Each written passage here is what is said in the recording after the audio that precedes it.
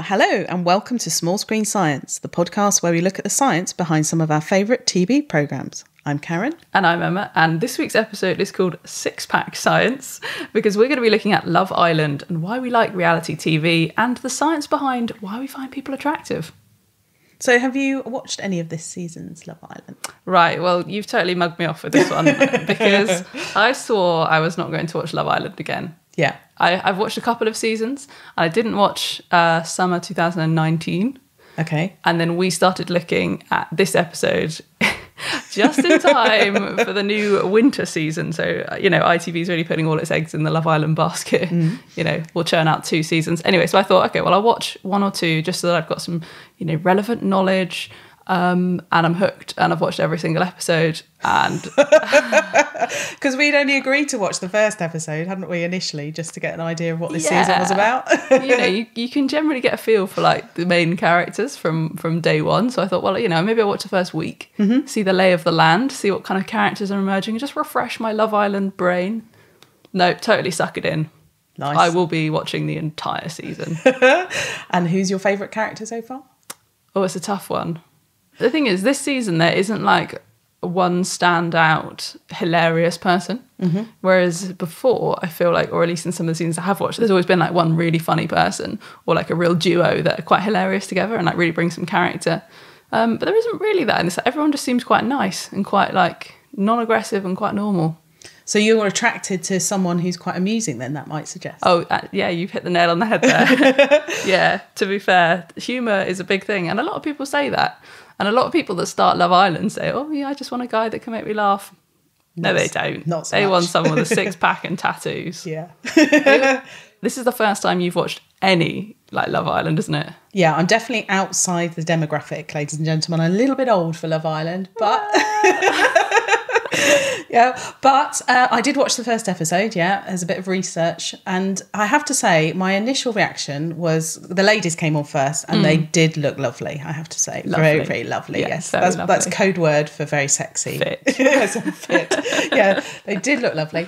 And they seemed to be engaging in that initial kind of conversations with each other, but all that was going through my head was the radio mic straps and, what about chafing? What about tan lines? Yes, that's true. And I was just thinking that just having that on all the time. You're right, because they are mic'd up 24/7. Yeah. I suppose you've got to, shift positions every day, maybe keep moving where the pack's sat.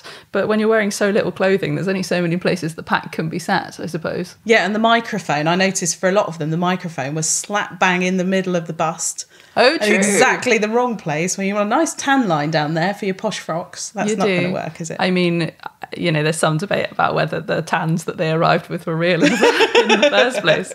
But that's a really good point. I suppose it's easier for the guys because they can just put it in their shorts pockets. Yeah, and I found the initial start, where they're all lined up and they're choosing each other, that kind of ritual humiliation of the boys. Oh, it is. I really felt for them in that. And I was just sitting there thinking, imagine what that must be like for those guys who are clearly fit, really good looking, great personalities. Wow. Used to be, some of them. They've not been chosen for their personalities, let's be honest. This is true. But they're used to being out there in the world and not necessarily having people throwing themselves at them, but, people attracted to them generally. In a bar, you could imagine them all doing very well. Yeah, but then suddenly they're in front of these gorgeous women who are just mugging them off. Oh, so you've got the lingo. Yes. You've got the lingo. There we go, listeners. We do this every episode. You have to see how many Love Island catchphrases I can sneak into this one. But you've got mugged off, all right. Yeah. Well done for someone who doesn't watch Love Island. This is true, but I do spend quite a bit of time around young teenagers, and I think I've probably picked it up from my teaching career. So, yeah. Yeah, I can well imagine. I have to say though, I can see why that you got so addicted into the series is because it's that kind of cliffhanger that they left at the end. The fact that that first episode they brought the twins out, and even though I really didn't want to watch another episode, there was part of me thinking, what's going to happen next? But what happened to the twins? Exactly, and I could hear the EastEnders music in my head. It was that kind of that kind of cliffhanger at the end. So much so, I had to go on the internet and find out what happened next. Oh, okay. So you did engage in it in some way, yeah, but without really committing. It's not even so much the drama anymore. It's just the people you get to know. For me, that's what I quite like, because I tend to watch it while I'm like getting my sandwiches ready for work the next day. Like, it's not something I sit down and consume and give all of my attention.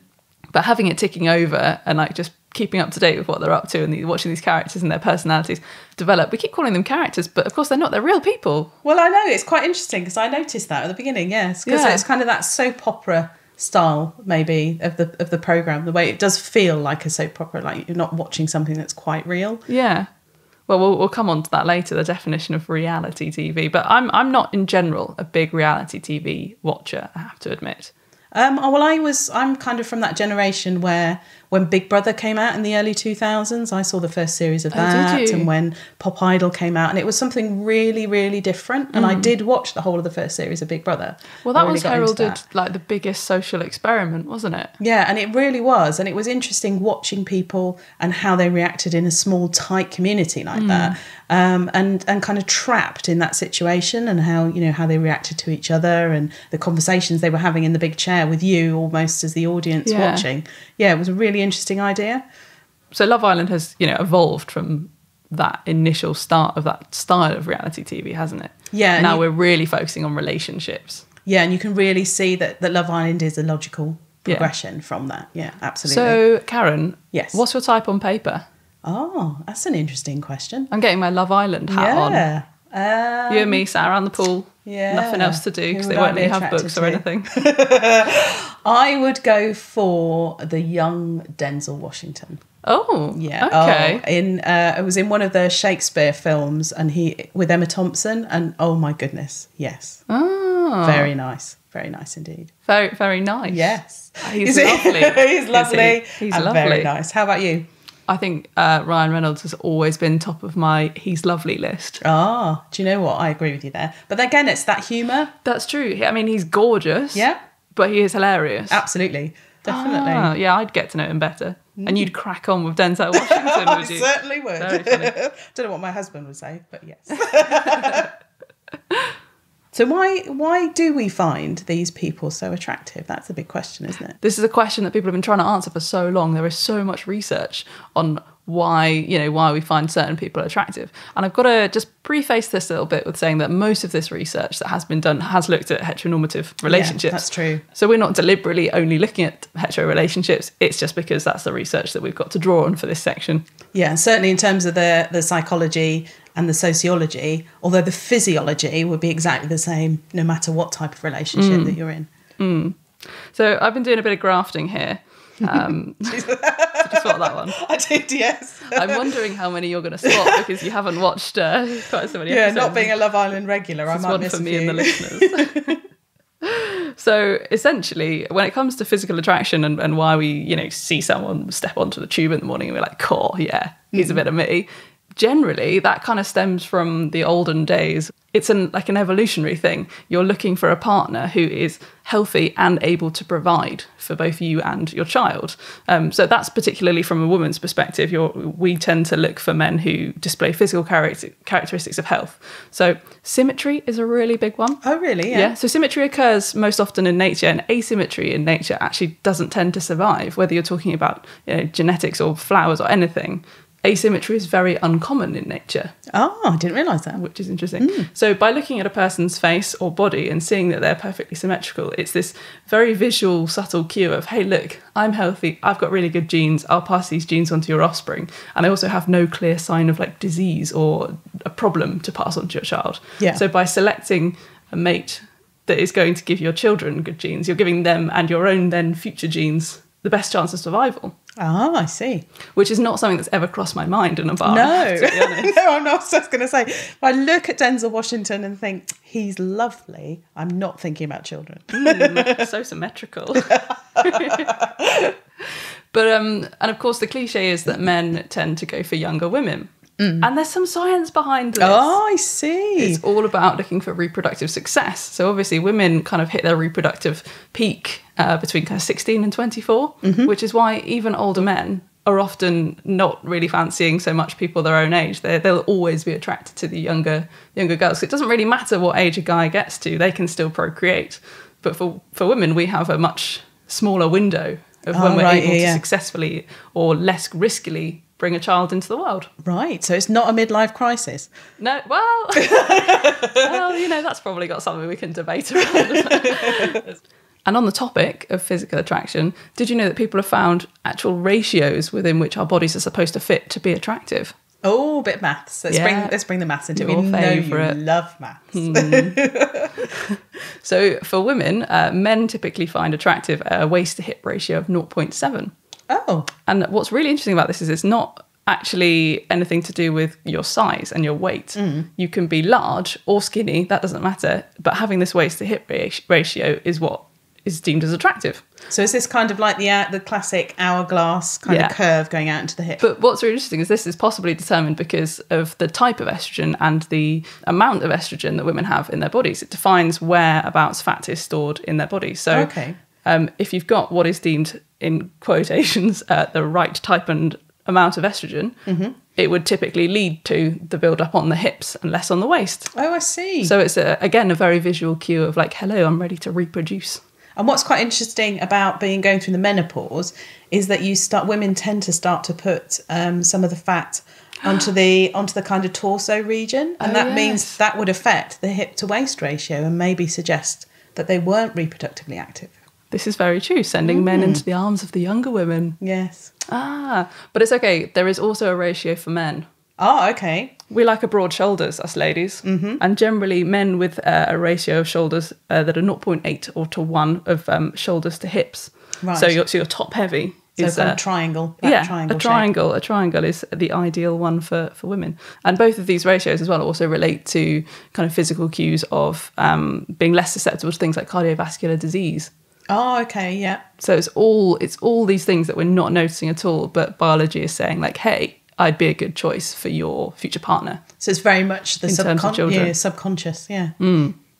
So given all of this information then, would you say that opposites attract? That's one of the cliches, isn't it? Everyone always says, opposites attract, but a lot of the science says no. Oh. A lot of the science says that there's a lot of safety seen in familiarity. Like when it comes to things like your immune system, you want someone apparently with a very different immune system because then you're likely to pass on the best chance for your children to have a really concrete immune system.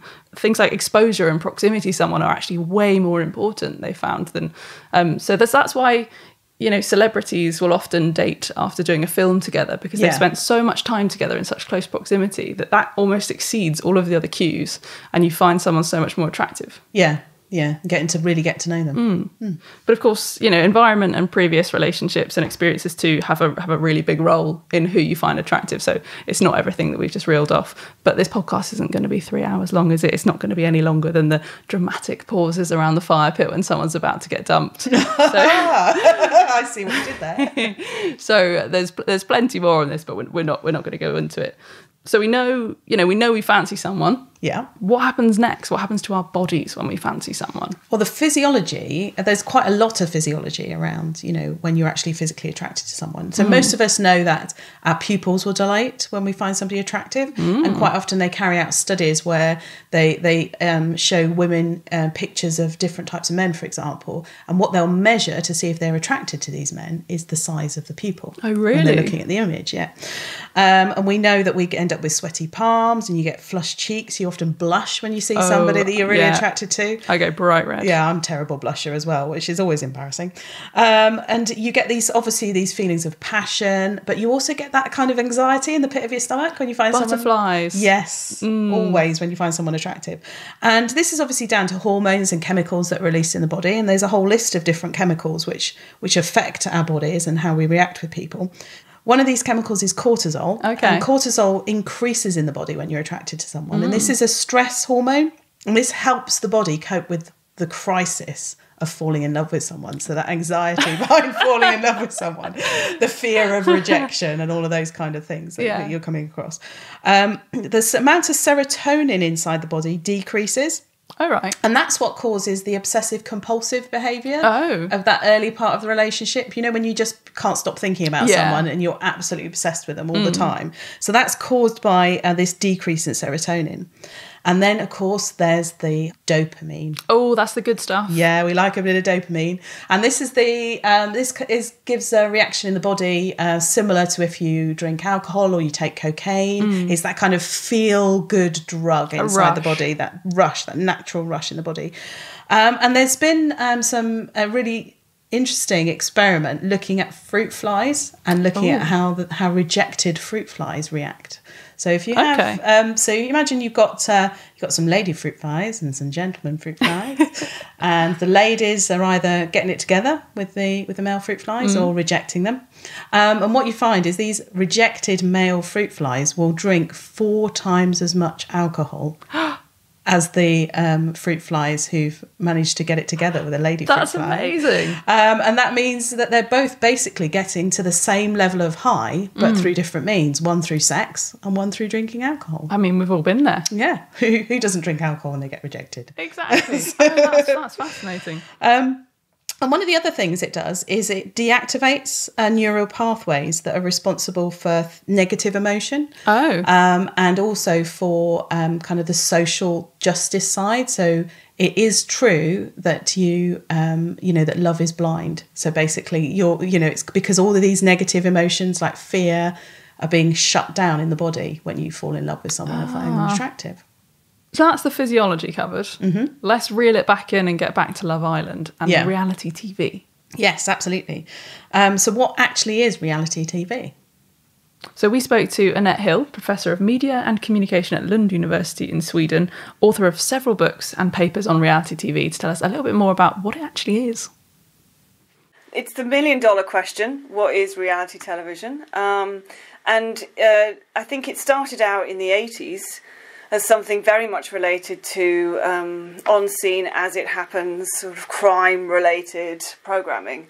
I think it morphed in the 1990s. What we meant by reality television suddenly becomes something a little bit more observational, documentary, a little bit more scripted, sort of reality television coming through. And then by the time we had Big Brother in the early 2000s, it became more like this competitive reality, and sort of set up, sort of things set up for a more kind of reality entertainment meaning. So now, I think when we say reality television, we mean reality entertainment. Well, that's something you've just touched on there, the whole being constructed for TV. I mean, how far can we really call it reality TV when there's all sorts of input from producers in creating narratives through editing and trying to create some kind of drama for the audience? I don't think anyone believes that reality television has reality in it. I think everyone believes it's a container for things that we see as a representation or a performance of reality. And I think that's from the production perspective and from the audience perspective. I think we all expect a sense of what we would typically call staging the real. How much in Love Island are we expecting people to be really there to find romance, and how much is it about the branding and performance of these particular identities and celebrities in the making in that kind of reality setting? Okay, so Annette said there that we know reality TV isn't really real. We know it's curated. So if we know it's curated, we know it's not real, why do we still like watching it? Well, those studying reality TV believe that it can often be driven by 2 things. Now, the first is empathy. It's kind of an extension of drama and you're really feeling for these characters. But the other is a sense of voyeurism and real kind of peeping Tom. You kind of intrude on these people and their relationships in this sense of just watching these intimate things happening and where you otherwise wouldn't be privy to.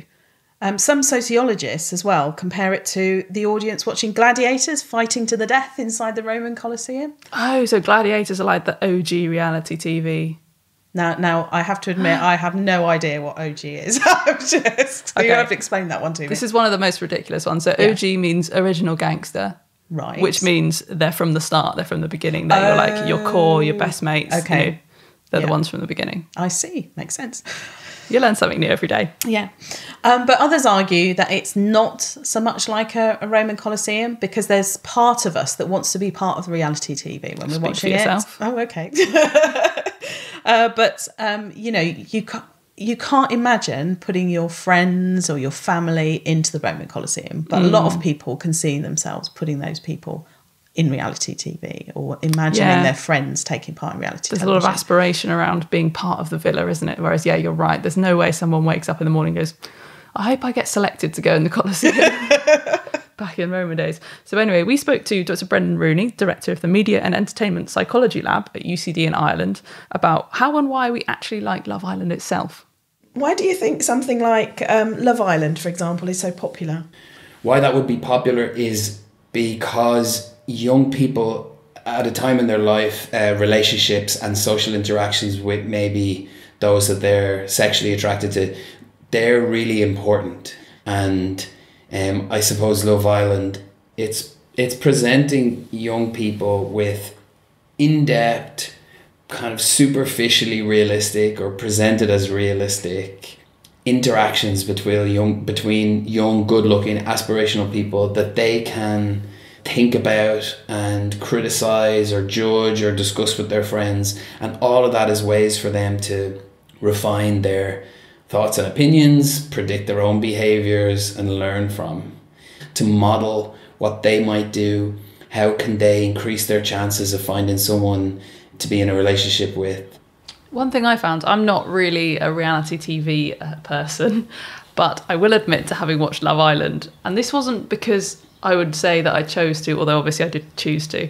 It was more because everybody in my office of all generations was watching it. So you'd come in the next morning and you had to have watched it to know what everyone was talking about, but it connected everyone who wouldn't necessarily talk together, nor would we have a common source of gossip. And Love Island and these relationships in this ridiculous situation were suddenly the thing that we could all gossip about and have an opinion on. Okay, what I would say to that is people can build their social interactions and their identities. They construct these things around their hobbies or the media they consume.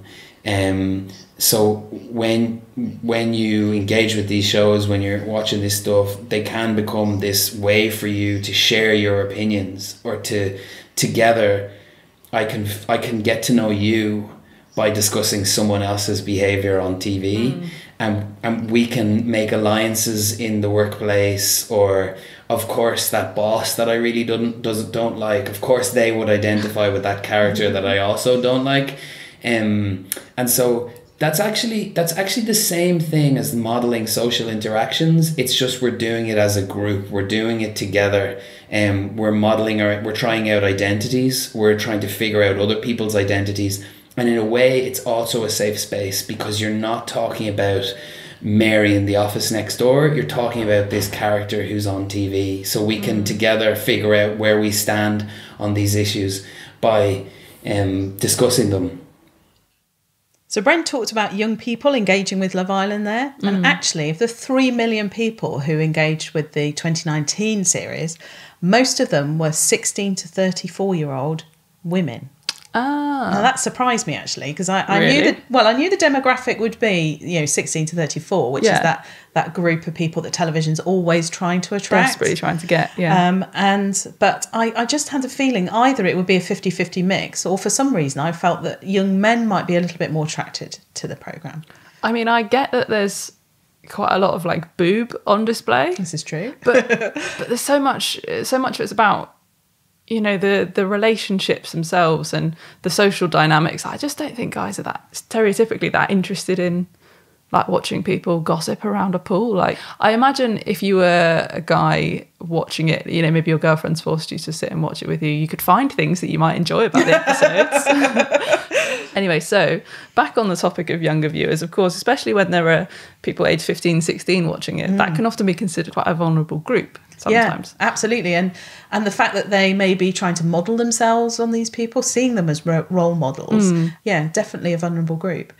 And so the media obviously laps up reality TV, but it does also often question whether it's right to be giving this content to young people and the impact that it might have on young people.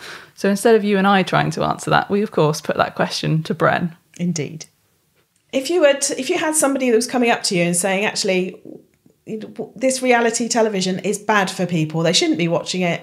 Has a negative impact on people in terms of their perception of themselves and perception of other people. What would you say to that?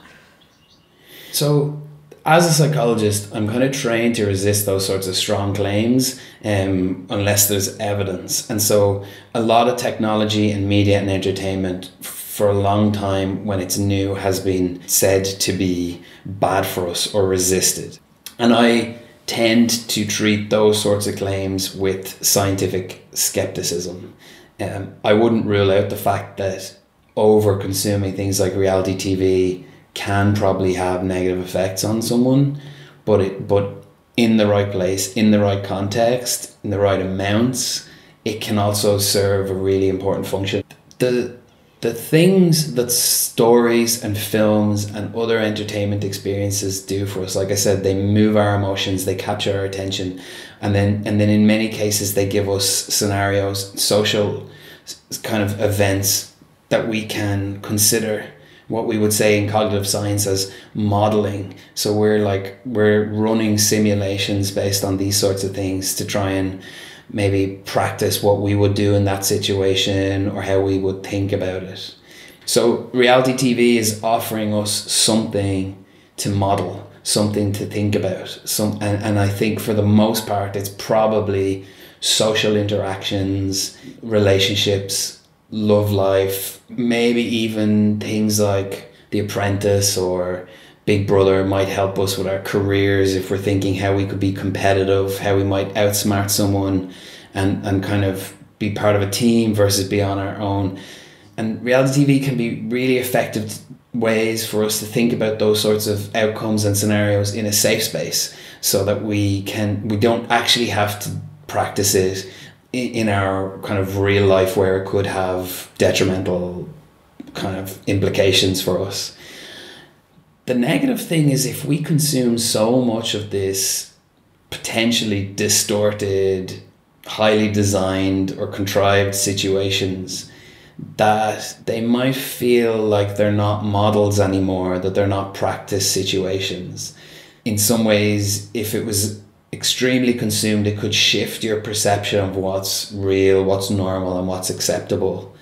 A healthy adult can maybe reflect on the fact that these are kind of contrived or fabricated experiences, but maybe sometimes younger people would be a bit more vulnerable to influence from them because they may have more limited experiences with the outside non-media world.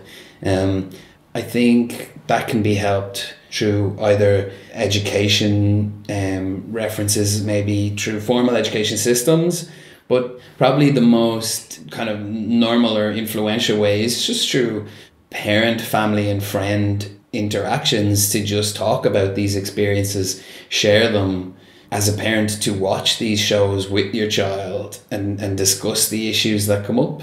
I think maybe a parent's tendency is to try and shelter their child from those sorts of experiences, deprive them from watching reality TV. And on one hand, that can disadvantage them in a social situation where they don't know what all their friends are talking about. And on the other hand, it might disadvantage them because it shelters them from a potential learning experience. If you wanted your child to know how to be safe on the street, you don't lock them in a room away from the road. So what you could do is accompany them on the street, point out the things and discuss the things that you want them to be aware of. And I think exposure to media is the same. So Bren's take on actually using Love Island as an educational tool, I thought that was a really cool idea. I'd never looked at something like Love Island as anything other than entertainment. But, you know, you're a science teacher. Yep. How do you approach sex education and these things in schools? Well, of course, we teach the biological aspects, and that's what's on the curriculum. But we also cover things like relationships and the key questions that students of that age have. And they often find that their science teacher is the only person that they can ask those kind of questions too. And quite often what science teachers will do, and what I did in the classroom, was I'd have a beaker at the front of the room, and then all the students will be given a piece of paper during the lesson, and they could scribble down any questions they might have. And then those questions would go into the pot at the front. I would pull them out and answer as many as I thought were age appropriate for that group of students that was in front of me.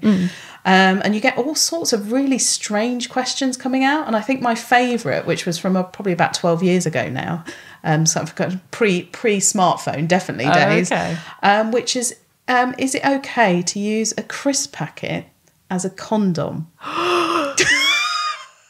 It doesn't even bear thinking about, does it? Oh my God.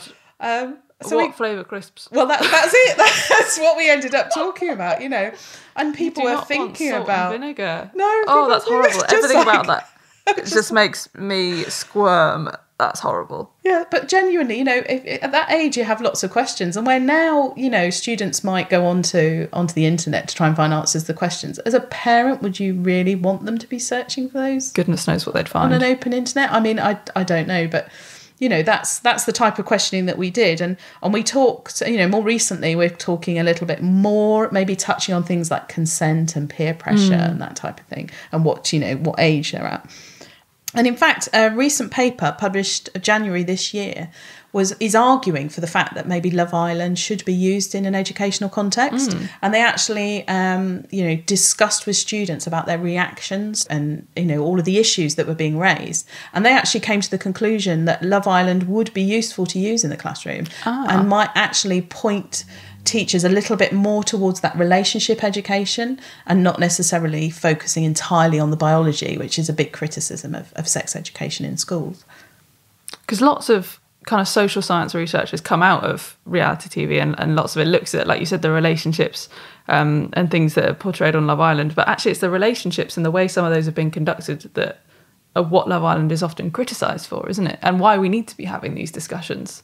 Yeah, because if you take the gaslighting, for example, I mean, that's come up in a couple of seasons now. I mean, first came up in 2018, and Women's Aid then published, a response to that, and then found that they had to do exactly the same thing again in 2019. And that is an issue. But again, it's something that you can discuss with students and with your children, if you're parents, about the inappropriateness of some of these behaviours. But then Love Island's been criticised for a number of other things as well, including, male dominance and the subordination of women, but also the subordination of men who have different personality types to that kind of dominant male personality, that toxic male personality. Yeah, that's really interesting. So in particular, I mean, obviously you didn't watch this season, but this was going back to 2018, I think, where the Do-Bit Society was formed. Yeah. And it's funny because, that obviously was season specific, but has kind of continued. Everyone jokes about the Do-Bit Society still.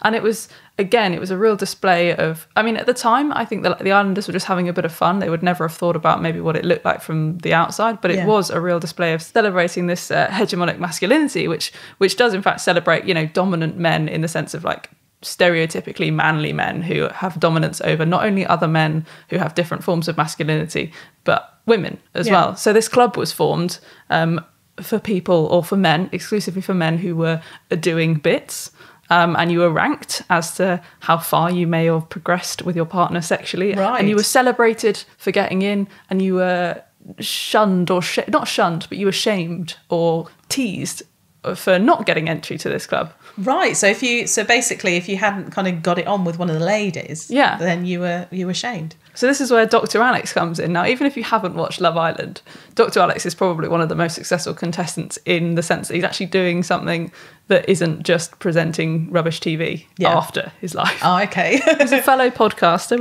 We should get him on one of the episodes.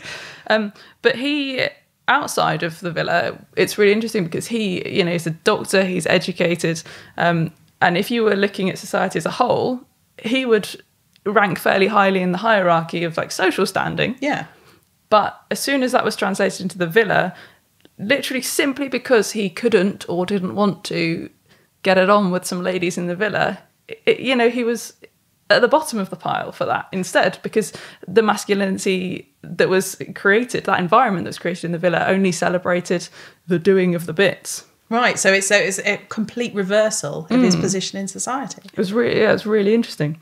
One of the other issues as well is this kind of, firstly, representing sexuality as heteronormative, so not dealing with any other kind of sexuality types, but also this kind of double standards over the sexuality. So if you were a female, showing your sexuality really overtly within the house, you're being slut shamed outside, as opposed to this kind of celebration of sex which was happening with the men. Absolutely. And Maura is a really good example, because she was really ridiculed within the media. But if the men are allowed to talk about, I want to rip her clothes off, why can't the women say the same thing without the same reaction? Exactly. And she was absolutely ridiculed in the media. Whereas these men, not necessarily so much. No. And that is a great example of, this discrepancy between the genders in terms of how they're treated in terms of sexuality on Love Island. Right, well, we've covered quite a lot of the social sciences there. Karen, I'm going to set a scene for you. Okay. In some kind of alternate reality, I'm on Love Island. Right. I'm about to walk into the villa. You're giving me my pep talk. Okay. We've got that prize money in mind. Right, so you're whooping on the top of the car and waving your arms around. Yeah, but probably fully dressed. Okay. How do I use science to help me win Love Island?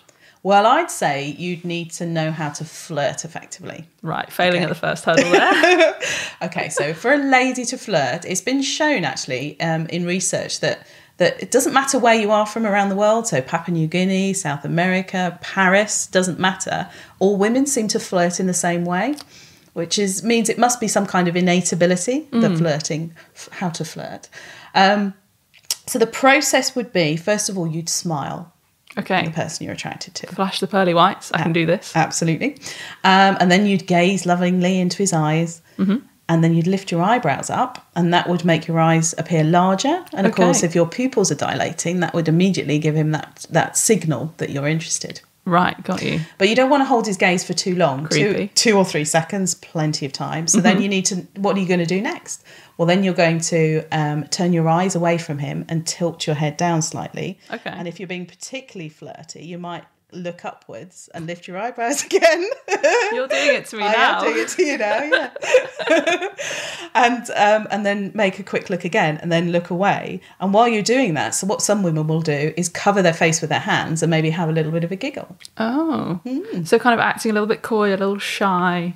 Absolutely, yeah. A little come hither, but I'm also not throwing myself at you. Absolutely. And giving that eye flash to say, I'm interested, I'm holding your gaze. Look how beautiful my eyes are. Aren't you really attracted to me? Of course. Now, if you're a man, it's a little bit different.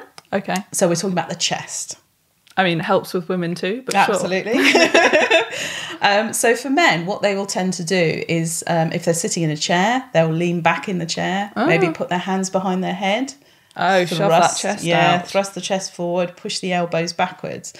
And then maybe they might stand up and smile and come and approach you, but still thrust their chest at you. And this is kind of this subconsciously announcing their dominance. And this is seen across the animal kingdom. So if you within chimps and baboons and other organisms like that will do a similar thing. Okay, so a man I fancy is coming over, chest first. I've deployed my copulatory gaze. I've held his eyes for a couple of seconds. What's next? I need to work on my body synchrony. That's and right. This is something that often happens without you. You don't realise you're doing it, do you? No. When you're attracted to someone, you mirror their body language. Yeah. To kind of show that you're engaged and you're interested and you're available. Whereas, of course, if you're not attracted to someone, you edge away, you don't stand facing onto them, you're not making eye contact, you're desperately looking for an exit. Absolutely, and crossing your arms and, as you say, turning your gaze away. So I feel I can win this now. Excellent. But it's not just about winning, actually. So some economists got together and they looked at the good and the bad and the muggy. Oh, well done. And they found that appearing as a contestant on Love Island could actually earn you more money over your lifetime than an Oxbridge degree. Oh, my God. That's unbelievable, isn't it? In fact, if you're in the villa for the full duration from start to finish... So you're an original gangster and a finalist. Absolutely. You could earn up to £2.3 million over 5 years. 5 years? 2.3 million. And that's through sponsorship deals and, selling your soul. Absolutely. Sure. Well, that kind of brings us to the end of the episode then, doesn't it? Indeed. How many Love Island lingo did you spot interwoven seamlessly throughout this episode? I suspect not as many as they were. Okay, listeners, if you were playing along, you should have spotted What's Your Type? Crack On. I got Graft in there. We got Muggy quite a few times. Do Bits came in. We got Get Dumped. We mentioned the Fire Pit. OG, of course, the original gangster. And Recoupling. That's quite a few. I think so. Yeah. Not bad at all. Okay, so that's all we've got time for this episode. So we would love for you to subscribe to our podcast if you enjoyed it and leave us a comment. Absolutely. And don't forget to keep in touch with us as well on social media. So we are on Instagram at smallscreensci-pod. We're on Twitter at smallscreensci. You can email us at smallscreensci@gmail.com, and you can also find us on Facebook at Small Screen Science Podcast. Thank you very much. So we'll see you next week. Bye. Bye.